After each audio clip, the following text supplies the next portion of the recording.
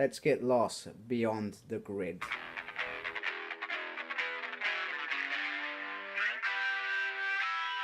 Hello and welcome to a Smurpy video, and today we are looking at Power Rangers issue 32, Beyond the Grid. And first of all, we've got a very cool cover with the new Solar Ranger there. So let's see how the Rangers are getting on.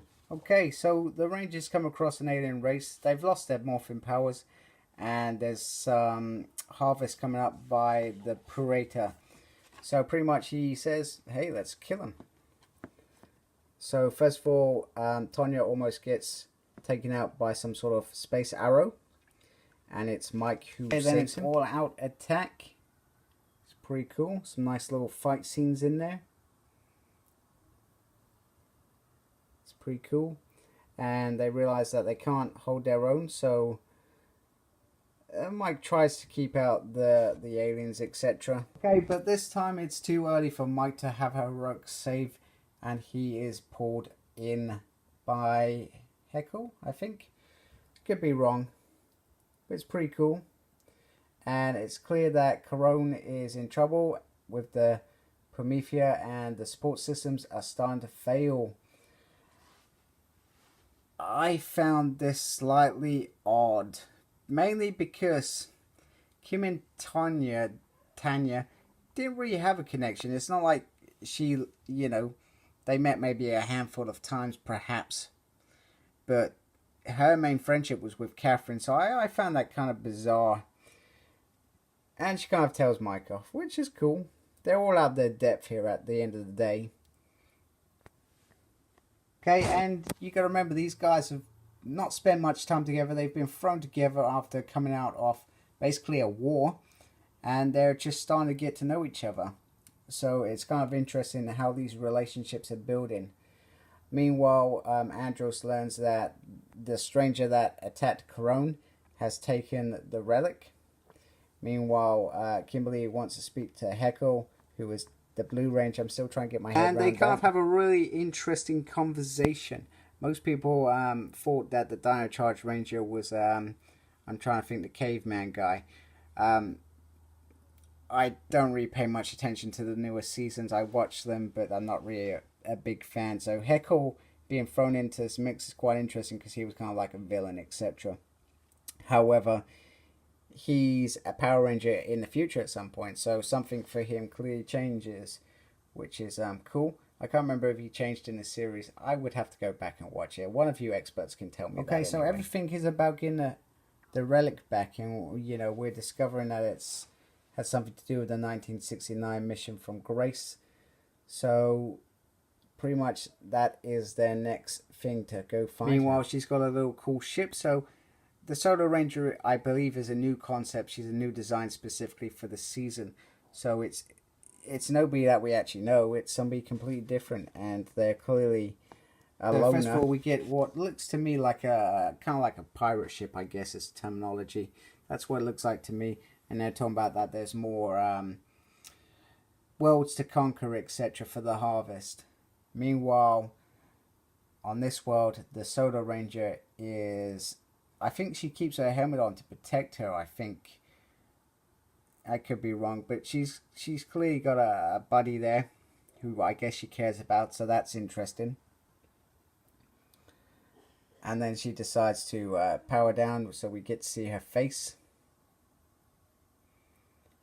Typical. So I think this Ranger takes power to keep herself morphed in this world, because the morphing grid doesn't really exist, I guess.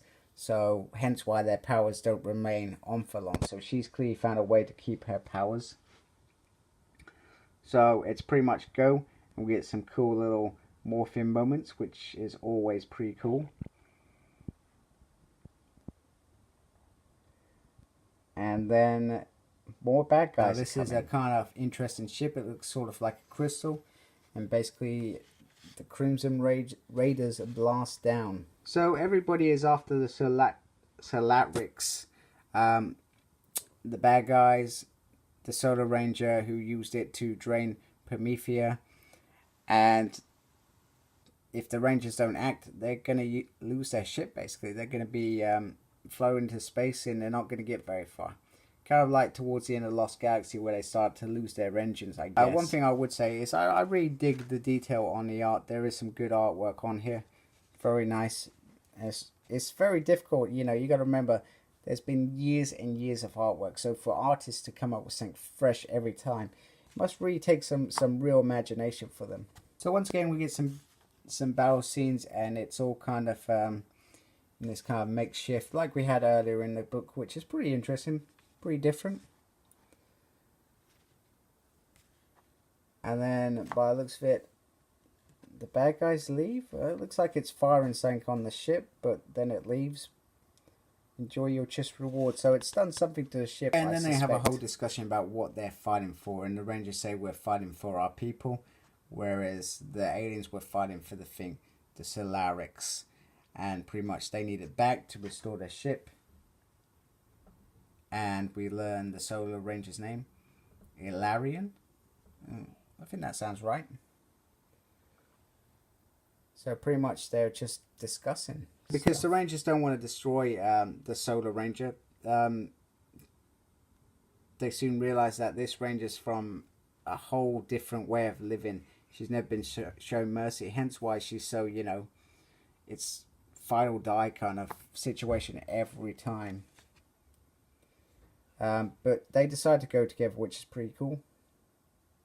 Okay, and the bad guys can track the Solarics, so they're going to follow the Rangers. And I suspect we're going to see an attack on Promethea, which is going to happen when you're flying in a spaceship lost in another dimension or galaxy, wherever they are. And the leader of the bad guys looks pretty menacing. It looks like he's got some sort of armor going on, which is pretty cool. Nice claw there. So I'm digging this, so that's to be continued. And not that I'm going to really show you, but you get the Blue Centurion Ninja mini-series at the end. And there's a red Battleizer sword, and I have no idea why that's there, because I've never read them. Yeah, there we go. And something worth noting, my issue of 32 was actually delayed by, I think, a good couple of weeks.